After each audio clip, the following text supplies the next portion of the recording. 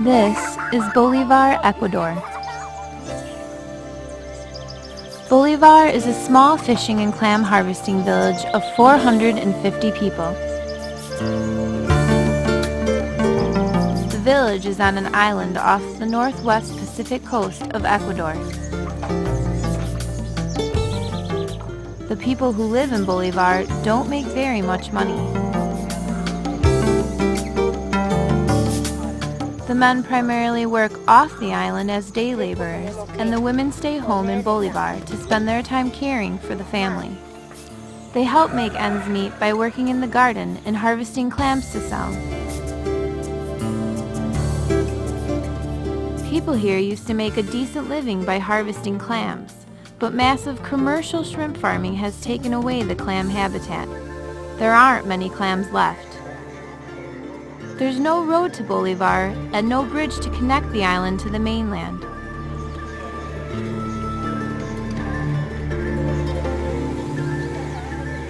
In order to travel between the mainland and the island, people have to walk about 45 minutes from a bus stop to where they can catch a dugout canoe.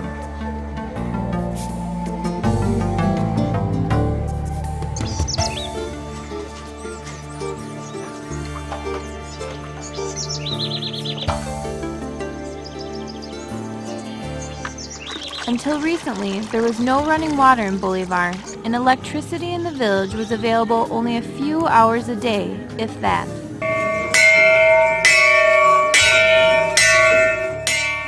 There's a small primary school on the island, but young people who want to go to high school have to leave the island to do so. The folks who live here have a lot of needs. All of this seems like a long way from Wisconsin. But in May of 2002, a retired lawyer and grandmother from New Glarus landed her canoe and stepped onto this small island with a mission to work with the people of Bolívar to help them meet those needs.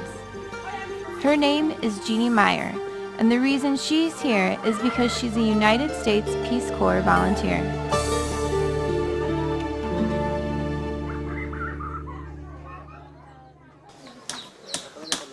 The Peace Corps calls what she does community development.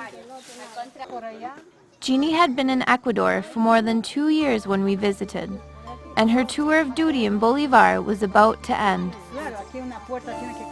The Peace Corps has been working in Ecuador for over 4 decades, but Jeannie was the first volunteer to work in Bolívar. It turns out that Jeannie Meyer was particularly suited to help the citizens of Bolívar. Jeannie Meyer was a Peace Corps volunteer before, in 1963. She was Jeannie Ellefson then, and she worked in an education project in neighboring Colombia. Now, having raised a family on a Wisconsin farm, becoming a lawyer, and retiring after a lifetime of work, she's back in the Peace Corps, this time in Bolívar, Ecuador.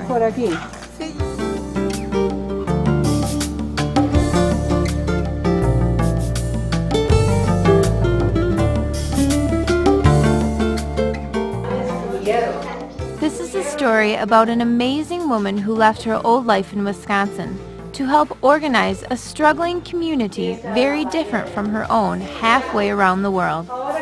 In Bolívar, Ecuador, she was confronted again, as she was more than 4 decades ago in Colombia, with the massive cultural and communication differences between middle-class Wisconsin and a Spanish-speaking community. Her story sparked interest in a group of University of Wisconsin Whitewater students studying cross-cultural communication. 2 of the Whitewater students, Heather Bonnet and Justin Price, traveled to Ecuador to get a first-hand view of Jeannie Meyer working in Bolívar. They wanted to take a closer look at this complicated process of communicating across cultures. Ecuador is a small Andean country on the west coast of South America. The country is wedged between Colombia on the north and Peru on the south. Ecuador got its name from being right on the equator. It can be hot on the coast and in the rainforest, but the majority of Ecuadorians live in the cool highlands.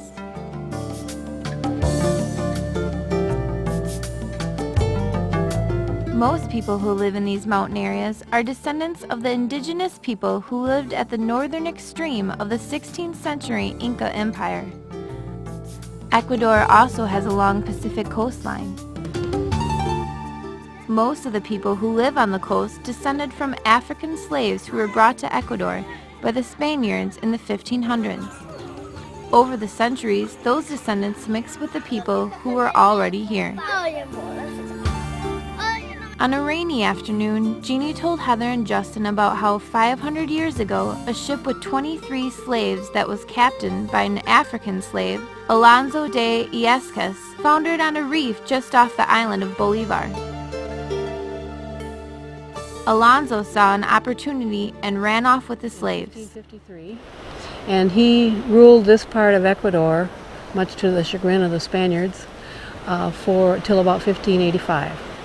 And then his sons took over and eventually had to put together some kind of an agreement with Quito, with the Spanish government. But during that time, this was run as an independent black republic, the Zambo Republic it was called. And Alonso had come from Spain. He had been captured as a child slave in Cape Verde, off Africa, and taken to Spain. But for some reason, he must have been a very, very special person, because his master let him learn Spanish to read and write. He could read and write Spanish. He played musical instruments, including Western musical instruments, not just African instruments. He was taught armaments and defense, which was very unusual. And he was baptized. And so we think that historians believe that he was much loved by his master and in fact was treated like a son. As we said, the people in Bolívar at one time made their living by harvesting clams in the mangrove forests. However, in recent years, the development of shrimp farming has had a major effect on their livelihood. The mangrove forests were cut down in order to make more room for shrimp beds.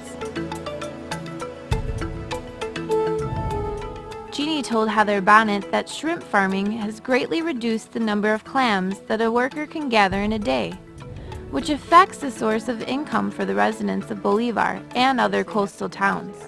And so that whole ecology has been drastically changed. And the people here on the island tell me that years ago, before the shrimp beds, they could go out and gather.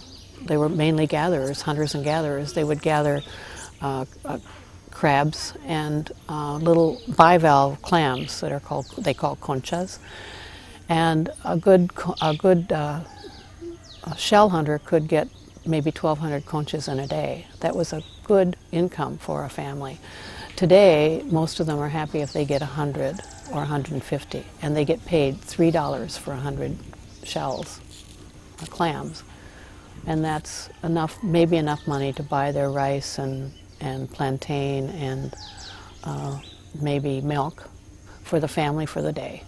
So it's very, very existence for a lot of the families that don't have other sources of income, and there really are no sources of income here. That's one of the things that we want to work on, is develop some other sources of income, including maybe tourism or ecotourism. ¿De venir